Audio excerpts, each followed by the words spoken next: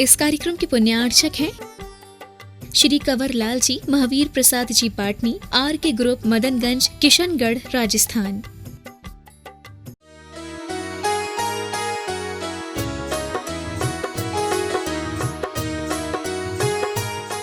सब प्राणी इसी कर्म सिद्धांत से जन्म मरण करते हैं, चाहे वो माने या ना माने।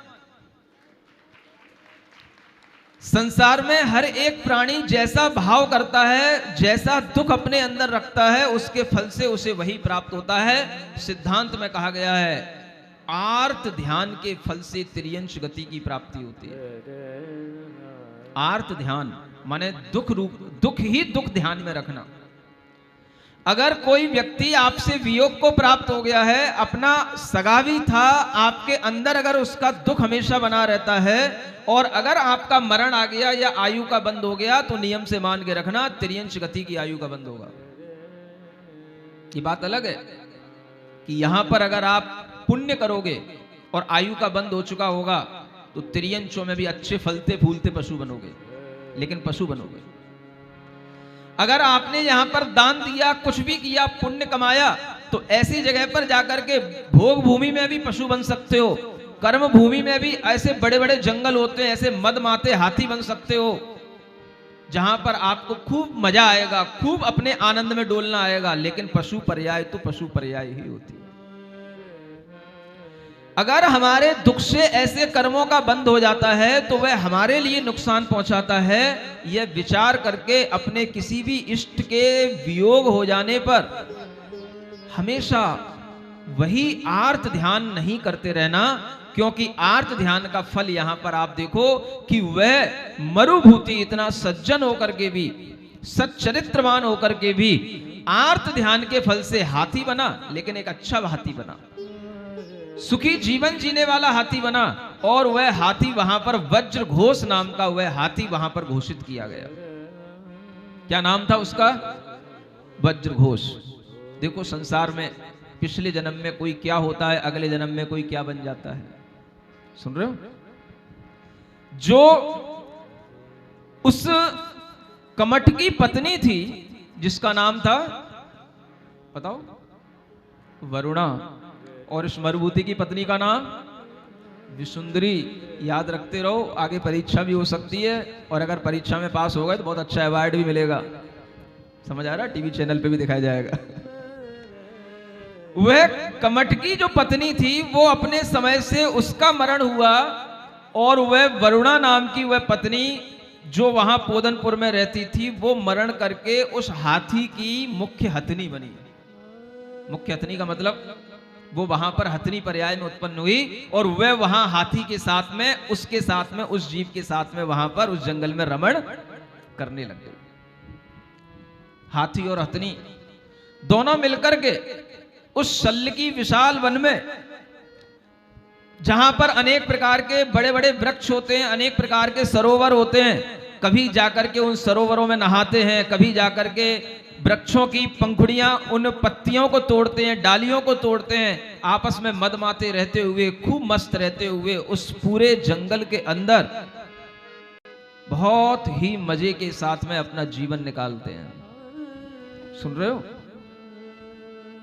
संस्कार पड़े हैं सरलता के, घर में संस्कार थे, पिता वैराग्य को प्राप्त हुए थे, कहीं ना कहीं जीवन में वो सब बातें, संस्कार कभी ना कभी काम आते हैं। आज यहां पर अगर आप पारसनाथ भगवान का नाम सुन रहे हो, पारसनाथ भगवान की कथा सुन रहे हो, ये संस्कार आपको किसी भी समय पर काम आ सकते हैं। और कभी भी आपके सामने दुख आए तो आपके मन में आ सकता है कि जब पारसनाथ भगवान का जीव इतने दुखों में भी धर्म को नहीं छोड़ा, तो मैं धर्म को क्यों छोड़ूं। और वह कभी भी संस्कार अगर आपके दिमाग में कहीं पर भी काम आ गया, तो समझ लेना कि ये आपकी उस कथा को सुनने का परिणाम था, जो आपने भगवान पारसनाथ की कथा 10-10 भव से सुनने के लिए अपने मन के ऊपर संस्कार डाला है। क्या होता है, आगे पढ़ते हैं। मंगल भवन अमंगल हारी, पारसनाथ जगत हितकारी। सुख संपत सब ही घर आवे, पारस कथा भविक जोगा। एक दिवस अरविंद नरेश, ज्यों विमान में स्वर्ग सुरेश। यो निज महलन निवसै शोभ, देखो बादल एक अनूप। तुंग शिखर अति उज्जल कहा, मानो मंदिर ही बन रहा। घर में निरखी चिंतवतास, ऐसो ही करिए जिन दाम। लिखन हेत कागद कर लियो, इतने सो स्वरूप मिट गयो। अब भूपति उर करे विचार, जग रोती सब अथिर असार। तन धन राज संपदा सबे, यों ही विनश जाएगी अबे। गोमत प्राणी छह गहे, अथिर वस्तु को थिर सर दहे। जो पर रूप पदारथ जाति, ते अपने माने दिन राति। भोग भाव सब दुख के हेत, जो जाने सुख खेत। ज्यों माचन को दो पर भाव, जाय जथारथ दृष्टि स्वभाव। समझे पुरुष और की ओर, त्यों ही जग जीवन की। दौड़। पुत्र कलत्र मित्र जन जे, स्वार्थ लगे सगे सब ये। सुपुरन स्वरूप सकल संभोग, निज हित हेत विलंब न जो। यो भूपति वैराग्य विचारी, डारी पोट परिग्रह भारी। राज समाज पुत्र को दियो, सुगुरु साग नृपचारित लियो। धरी दिगंबर मुद्रा सार, करे उचित आहार विहार। बारह विधि दुधर तपलीन, छायो पाय पर हर परवीन। एक समय अरविंद मुनीश, शारतवाही के संग ईश। शिखर समेरु वंद हेत, चले इरज्या पथ पग देत। क्या होता है? राजा अरविंद, कहा था ना मैंने, मरुभूति और कमठ के अलावा एक तीसरा और भी पात्र है जिसका नाम क्या है? राजा अरविंद। उनकी भी कहानी अभी आगे बढ़ रही है। वह राजा अरविंद एक बार अपने महल के ऊपर बहुत आराम से बैठे थे, बादलों की छटाएं देख रहे थे। जैसे आप लोग आजकल देखते हैं, बादल आते हैं, अनेक तरह की आकृतियां बनाते हैं, घूमते फिरते हैं, कभी बरस भी जाते हैं और कभी बिना बरसे भी निकल जाते हैं। कभी देखा करो, आप लोगों को देखने का समय होता ही कहाँ है। ये तो आप लोगों के लिए यह एक जागृति का समय आया, एक सौभाग्य का समय आया कि जो यूथ आगरा का, जो जवान लोग कभी 9 बजे सोकर के उठते थे, 10 बजे सोकर के उठते थे, वो आज सुबह 5:30 बजे हमारे पास पहुंच जाते हैं, 5 बजे हमारे पास आ जाते हैं। और उनको मैं थोड़ा सा घुमाता हूं, चलाता हूं, दौड़ाता हूं।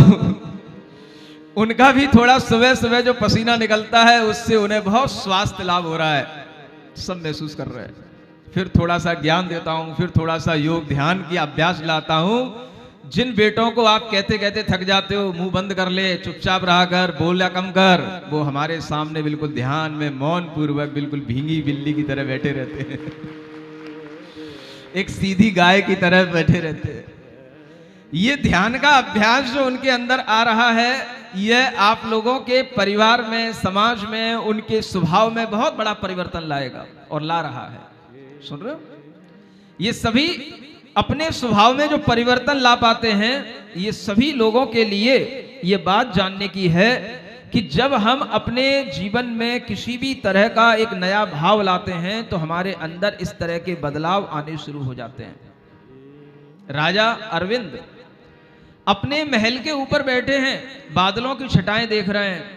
आजकल आप लोग भी थोड़ा सा ऊपर आकाश में देखने की कोशिश किया करें। बादल भी कई बार बहुत अच्छी अच्छी आकृतियां बनाते हैं, सफेद सफेद भी बादल बनाते हैं, काले काले भी बादल बनाते हैं। कभी प्रकृति का भी आनंद लिया करें, एसी में बैठ बैठ करके अपने की बिल्कुल ही, क्या बोले हम, समझ गए ना, अपनी हालत खराब ना किया करें। जब प्रकृति की इस तरह की छटा को वह राजा अरविंद निहार रहे थे तो उन्हें देखने को मिला कि एक बहुत ही अच्छी आकृति बन गई आकाश में, और ऐसा लग रहा है कि जैसे एक मंदिर की आकृति बन गई है। राजा ने मन में विचार किया, इतनी अच्छी आकृति, ऐसा ही मैं एक मंदिर बनवाऊंगा। और उसने तुरंत एक कागज बुला करके उस पर वह आकृति बनाने के लिए एक ऑर्डर दिया कि जल्दी से कागज लेकर के आओ, पेन लेकर के आओ, मैं इस आकृति को उकेरता हूं। और जब तक उसका दूत वह कागज और कलम लेकर के आता है, तब तक तो बादलों की वह आकृति हवा में उड़ जाती है, बदल जाती है, मिट जाती है। एकदम से राजा को क्षण भर में विवेक उत्पन्न होता है। संसार की सभी राज्य संपदा इसी तरह से विनष्ट हो जाती है, क्षण भंगुर है। मेरी आंख अगर क्षण भर में बंद हो गई, मेरी आयु प्राण जिस क्षण पूर्ण हो जाएगा, उसी क्षण मेरा यह सारा का सारा राज्य संपदा मेरे लिए क्षणिक हो जाएगी, कोई काम में नहीं आएगी। और उस समय पर वह राजा विचार करके वैराग्य को प्राप्त हो जाता है और वह राजा अरविंद दिगंबर मुनि महाराज बनने के लिए दीक्षा धारण कर लेते हैं। उसी संयोग की बात है कि वह उसी सल्लकी वन में विहार करते करते पहुंचते हैं। और वो विहार करने के लिए जब निकलते हैं तो कहां जाते हैं? उन्होंने मन बनाया था, मुझे सम्मेत शिखर की यात्रा करने के लिए जाना है। रास्ते में वही सल्लकी वन पड़ता है। अपने साथ में उनके अनेक श्रावक गण हैं जिन्हें सार्थवाह कहते हैं। सुन रहे हो?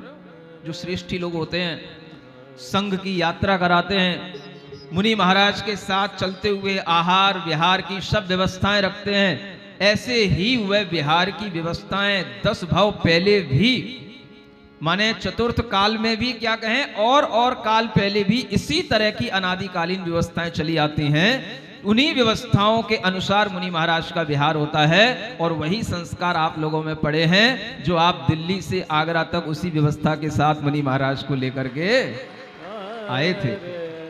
लेकिन अभी हम सम्मित शिखर नहीं जा रहे हैं, अभी हम केवल आगरा के लिए ही आए थे। मुनि महाराज अपनी इरियापत समिति से चलते चलते उसी सल्लकी वन में पहुंच जाते हैं। और वहां पर देखो उस वन के अंदर क्या भाव आता है, क्या आनंद आता है। जिस वन में वह हाथी भी है, भूलना नहीं, वही वन में जिसका नाम क्या है? वज्रघोष। मंगल भवन अमंगल हारी, पारसनाथ जगत हितकारी। सुख संपत सब ही घर आवे, पारस कथा गए सल्लकी वन में लंघ।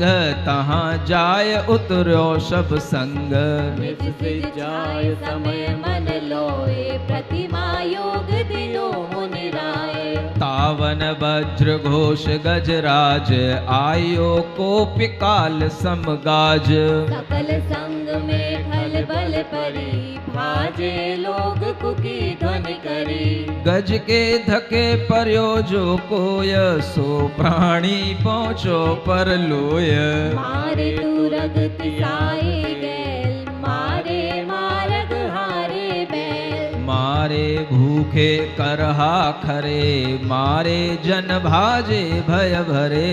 यह विधि हाथी करत संहार, मुनि सन्मुख आयो किलकार। अति विकराल रोष विष भरो, मुनि मारन को उद्यम करो। साधु सुदर्शन मेरु समान, श्री वत्स लक्षण उर्ध्वान। सो सुचिन्ह गज देखियो जाम, जाति सुमरण उपजो ताम। तत्खिन शांत भयो गज ईश, मुनि के चरण गयो निज शीश। उसी सल्लकी वन में वह मुनि महाराज जब पहुंच जाते हैं तो वह अपने स्वाध्याय में अपना समय लगा रहे हैं, प्रतिमा योग में बैठे हुए हैं। और उस समय पर, प्रतिमा योग का मतलब ध्यान में बिल्कुल प्रतिमा की तरह जब बैठ जाते हैं तो उसी समय पर वह वज्रघोष हाथी तो हाथी ही होता है, और हाथी को ऐसे सुनसान जंगल मिल जाए तो और पगला जाते हैं, इसलिए उनको मदमत्त गज कहते हैं। क्या बोलते हैं? उसी समय पर वह हाथी इस तरीके से संहार कर रहा है। देखो कैसा, जैसी पर्याय होती वैसा ही स्वभाव हो जाता है। हाथी चारों ओर वृक्षों को गिरा रहा है। कहीं पर बैल हैं, कहीं पर घोड़े हैं, कहीं पर गधे हैं, सबको मारता चला जा रहा है, यहां तक कि छोटे मोटे कोई हाथी भी होते हैं तो उनको भी अपनी सूंड से पछाड़ता चला जा रहा है। और बहुत भारी रोष में है वो। हाथी को अगर क्रोध आ जाए तो फिर उसके सामने कोई टिक नहीं सकता है। और उस रोष में पूरे जंगल में उसने तहलका मचा दिया। दौड़ता दौड़ता भागता भागता वह उस स्थान पर आ जाता है जहां पर वह अरविंद मुनि महाराज, क्या सुन रहे हो, प्रतिमा योग में ध्यान में बैठे हैं। उनके पास में अनेक और भी लोग थे, वो भी सब श्रेष्ठी श्रावक सब भाग गए।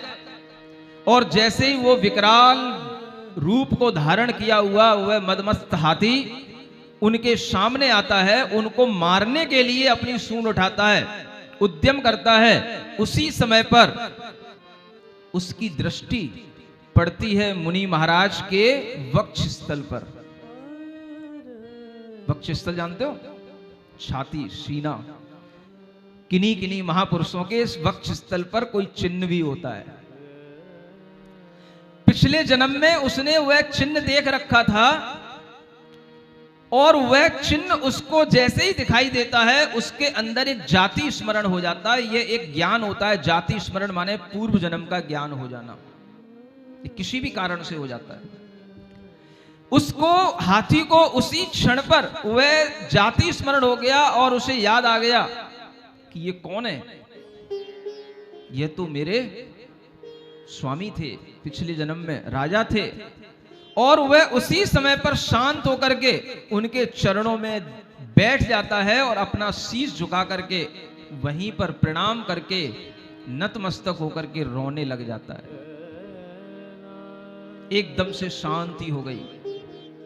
उस समय पर मुनि महाराज अपना ध्यान खोल करके अब उसको देखते हैं और देखते हैं कि उसके साथ में क्या व्यवहार करते हैं, क्या उपदेश देते हैं। ये सुनने योग्य है। बहुत ही संवेदनात्मक और बहुत ही भावनात्मक ये वर्णन है। ये वर्णन हर किसी को सुनने लायक है। तब मुनि चवै मधुर धुनि महा, रे गयंद यह कीनो कहा, हिंसा कर्म परम अगहेत, हिंसा दुर्गति के दुख दे, हिंसा सो भ्रमिये संसार, हिंसा निज पर को दुख कार, ये जीव विध्वंसे आए, पातक ते ना डरो गजराए, देख देख अघ के फल कौन, लई विव्रते कुंजर कुजौन, मंत्री मरुभूति सुजान, मैं अरविंद क्यों न पहचान, धर्म विमुख आरत के दोष, पशु पर जाय लही दुख कोश, अब गजपति ये भाव निवार, धर्म भावना हृदय धारी, सम्यक दर्शन पूरब जान, पाले अड़ो व्रत जब लो प्राण, सुर करिंद और कोमल थयो, किए पाप निज निंदत भयो, फिर गुरु पायन सिर धरो, धर्म गहन उर हेत, तब सत्यारथ धर्म विधि, कही साधु समचेत। जब मुनिराज ने उस हाथी को देखा, उनको भी अवधि ज्ञान था और उस हाथी को देख करके उससे कहने लगे कि ये तू क्या कर रहा है, पूरे जंगल में हिंसा मचा रहा है, हिंसा के फल से तू क्या होता है, ये पाप का फल तो तू पहले ही देख चुका है कि आर्त ध्यान के फल से तू मरा, धर्म से तो विमुख था लेकिन सज्जनता थी बस, लेकिन धर्म नहीं था। आर्त ध्यान के कारण से तू मरा और आज तेरी यह एक मनुष्य की पर्याय से तुझे ये हाथी की पर्याय मिली है, भूल गया तू वही मरुभूति है और मैं वही राजा अरविंद हूं। आज तेरे अंदर ये धर्म भावना हृदय में धारण करने का ये समय आया है। और वह हाथी उसी समय पर उनके पैरों में अपना मस्तक लगा लगा करके उन साधु के उस समचित्त भाव से निकलने वाले उनके वचनों को सुनने के लिए अपना मुंह उठा करके बार बार निवेदन करता है। सुनिए, एक अवधि ज्ञानी मुनि महाराज एक हाथी को संबोधन दे रहे हैं। सुन रहे हो? कौन हो तुम लोग? मनुष्यों, नरसिंहो, क्या हाथी को उपदेश दे रहे हैं और हाथी को क्या सिखा रहे हैं, ये यहां पर सीखने की बात है। सुन हस्ती शासन अनुकूल, सकल धर्म को दर्शन मूल, सब गुण रत्न कोश यह जान, मुक्ति धोर हर घुर सोपान, ताते यह सब ही को सार, या बिन सब आचरण असार।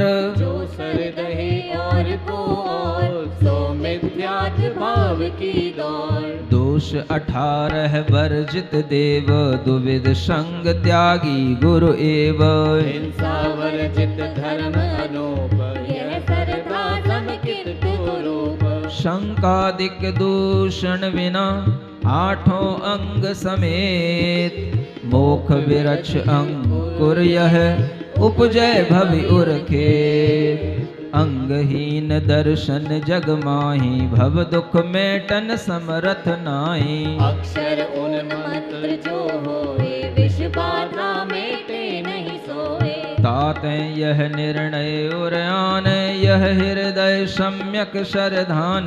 पंच उदंबर तीन मकार, इनको तज 12 व्रतधार। इह विधि गुर दीनो उपदेश, वारण हर्षित भयो विशेष।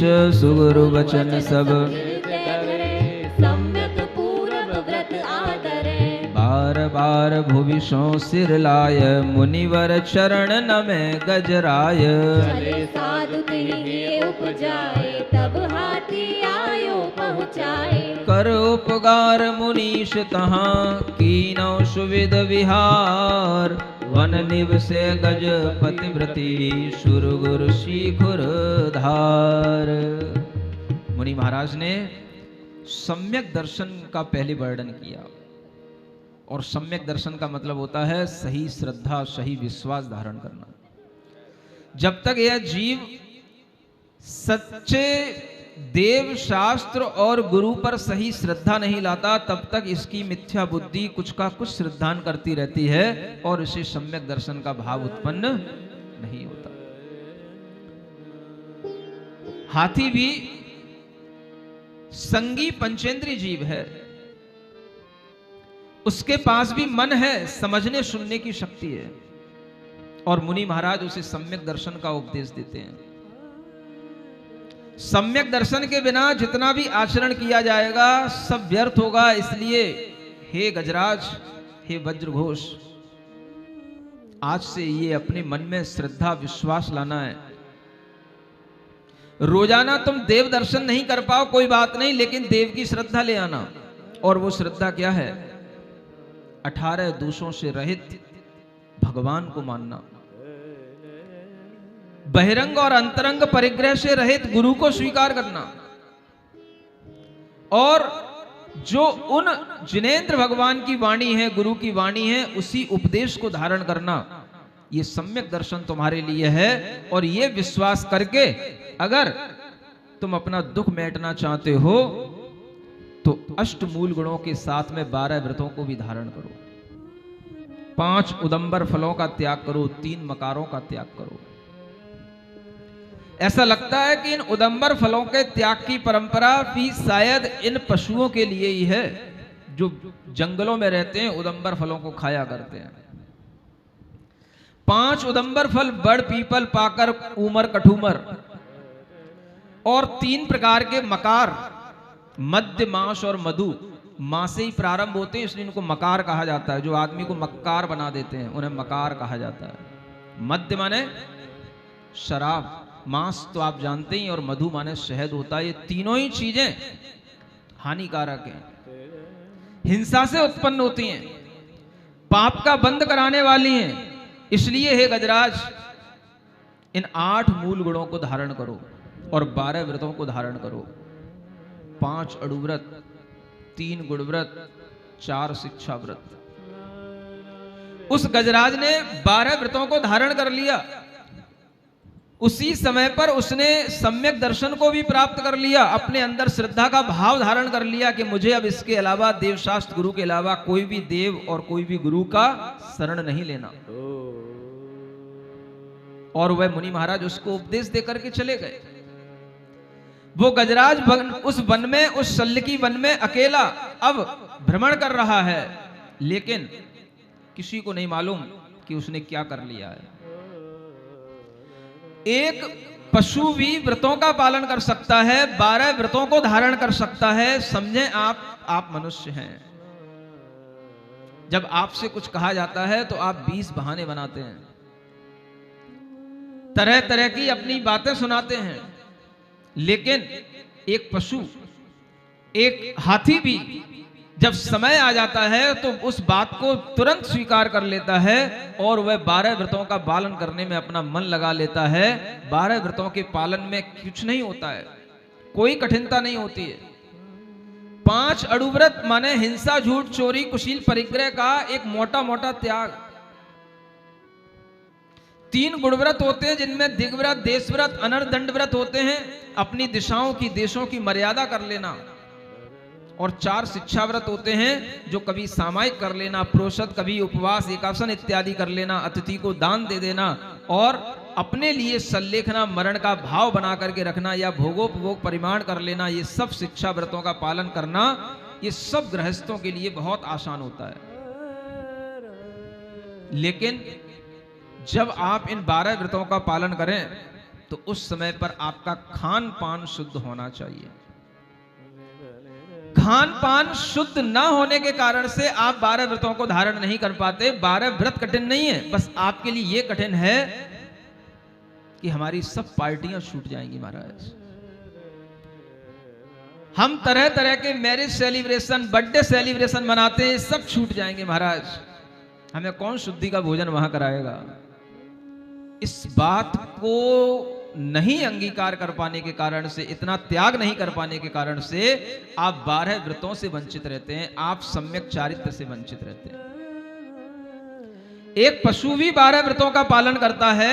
आप देखें कि वह पशु की पर्याय में 12 व्रतों का पालन होता है तो किस ढंग से होता है, क्योंकि वो पशु है, उसकी अपनी मर्यादाएं हैं, आपकी अपनी मर्यादाएं हैं। अगर आपका मन बने तो मुझे बताना कि मैं 12 व्रतों का पालन करना चाहता हूं, लेकिन उससे पहले शुद्ध भोजन पानी करने का एक नियम ले लेना।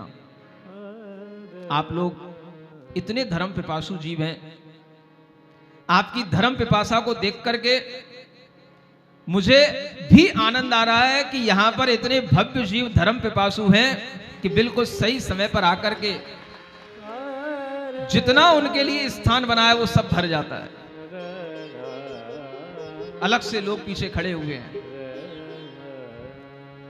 ये धर्म की पिपासा अगर शांत हो रही है तो हमारे अंदर थोड़ा सा और व्रत का, आचरण का भाव आना चाहिए।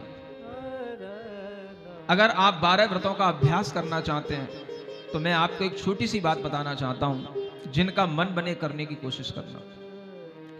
अगर आप चाहते हैं कि ये आगरा की भूमि भी बुंदेलखंड के समान बने और आप चाहते हैं कि इस आगरा की भूमि पर हमेशा ऐसे संतों का आगमन रहे, चाहते हो कि नहीं? पहले बता दो, चाहते हो कि नहीं?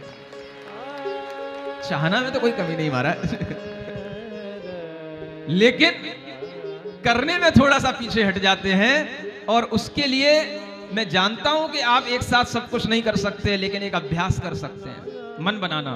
एक बहुत अच्छी बात बता रहा हूं आपको। जो भी लोग जहां पर भी अपने घरों में रह रहे हैं, कम से कम अष्टमी को, चतुर्दशी को, या 8 दिन में कोई भी एक दिन, 15 दिन में कोई भी एक दिन, 2 दिन, 3 दिन के लिए ये मन बनाना कि मैं शुद्ध भोजन करूंगा।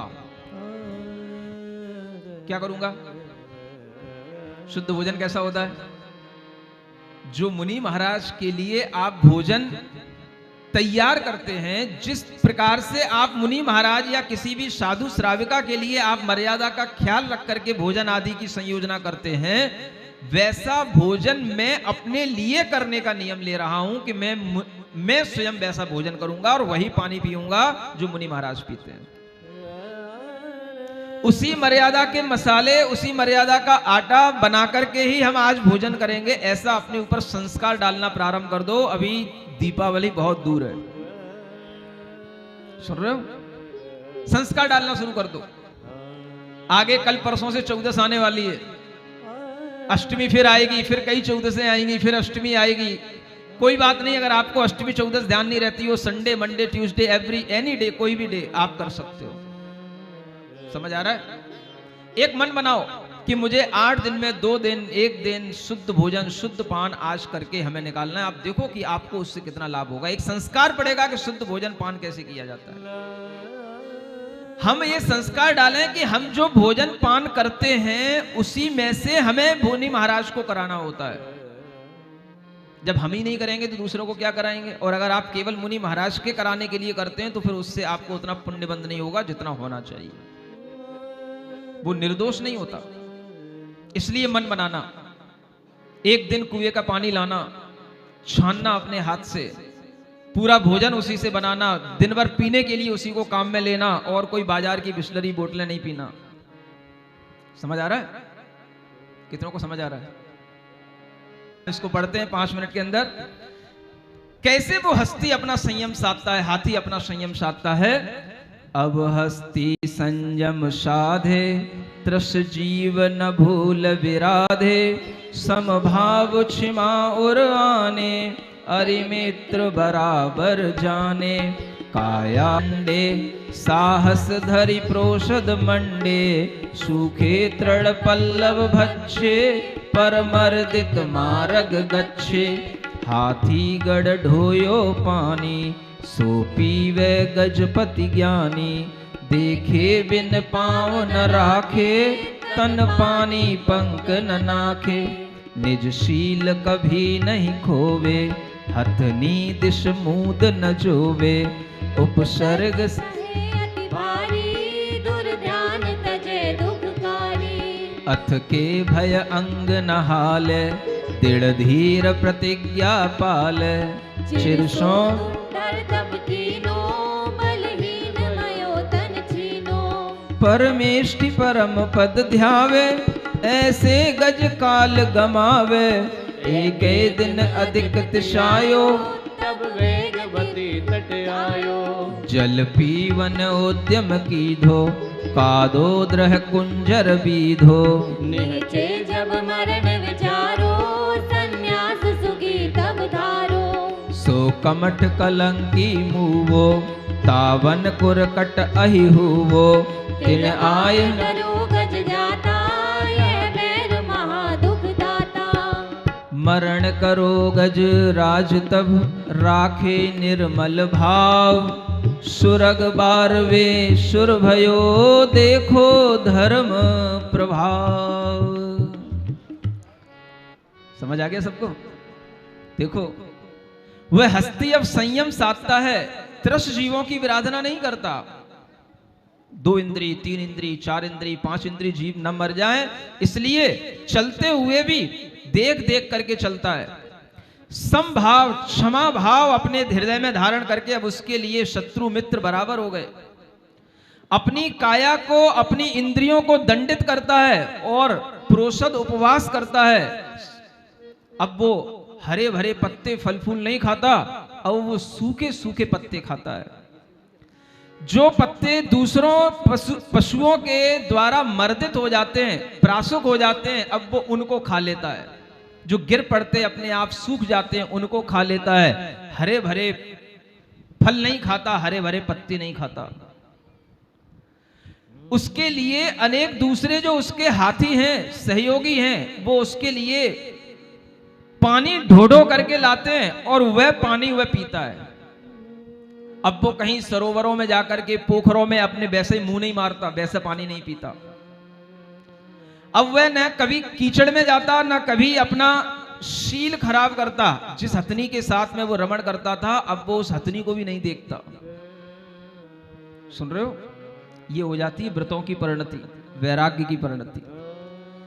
उपसर्ग सभी प्रकार के सह रहा है, परिचय सह रहा है, दुर्ध्यान छोड़ करके अपनी प्रतिज्ञा को धीरता से पालन करता है, चिरकाल तक दुर्धर तप करता है। और ऐसा करते करते हाथी भी आखिर जब खाने को ना मिले लड्डू, तो उसका भी क्या हाल होगा?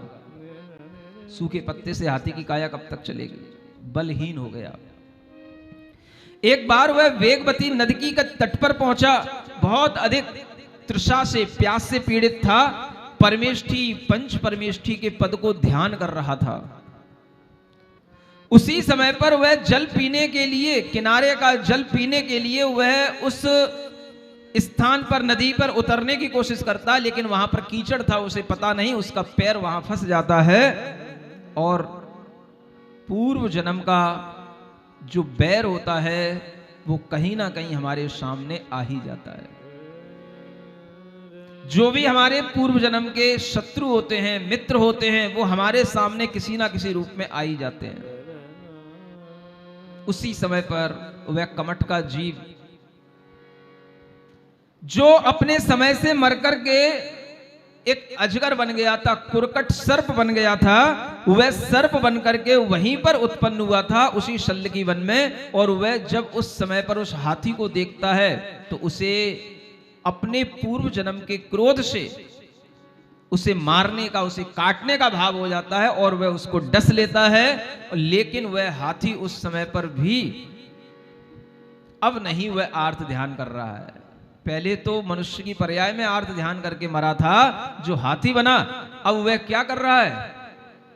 ओम अरहम नमः, ओम अरहम नमः, ओम अरहम नमः, ओम अरहम नमः, ओम अरहम नमः, ओम अरहम नमः, ओम अरहम नमः, ओम। ऐसे पंच परमेष्ठियों को ध्या रहा है इस ओम अरहम पद के माध्यम से, और वह अपने शरीर को छोड़ देता है। शरीर का भी मोह तोड़ करके संन्यास उसी समय पर धारण करके वह मरण को प्राप्त हो जाता है। लेकिन अब की बार वह हाथी से पशु नहीं बना, वह स्वर्ग में बहुत बड़ा प्रभाव वाला देव बना। कौन सा देव बना, कैसा देव बना, क्या उसका प्रभाव बना, ये आपको आगे कल बताया जाएगा। आज के लिए इतना पर्याप्त है। बोलो पार्श्वनाथ भगवान की।